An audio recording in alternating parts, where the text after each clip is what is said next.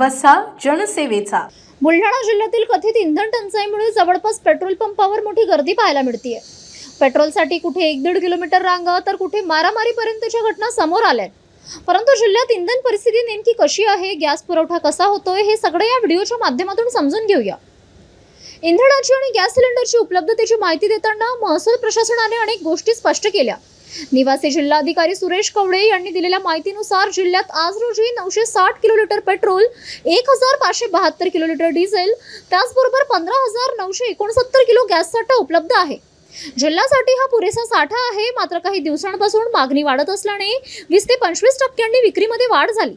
त्यामुळे घाबरू नका, तसेच आपल्या वाहनांमध्ये अतिरिक्त साठा जमा करून ठेवू नका, असे आवाहन जिल्हा प्रशासनाने केले आहे। महत्त्वाचे म्हणजे पेट्रोल पंप चालकांनी आपल्या पेट्रोल पंपावर फलक लावून नागरिकांचा गैरसमज दूर करावा, अशी ही सूचना प्रशासनाने दिली आहे।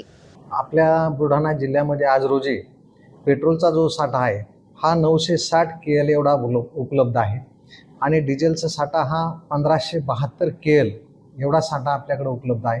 त्याचबरोबर गॅस सिलेंडरचा देखील 15,969 एवढा साठा आपल्याकडे आज रोजी उपलब्ध आहे। आपल्याकडं पुरेसा साठा उपलब्ध आहे, परंतु मागच्या 8 दिवसामध्ये जो काही सेल होतोय तर तो पेट्रोलचा जो सेल आहे हा 25% वाढला आहे आणि डिझेलचा सेल हा 20% वाढलेला आहे। तर माझं नागरिकांना आव्हान राहील की कुठेही घाबरून जाण्याची आवश्यकता नाही आहे।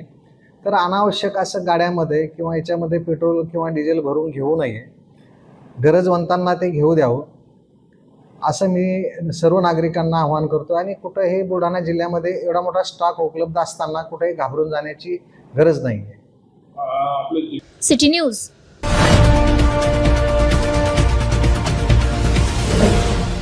सिटी न्यूज वसा जनसेवेचा।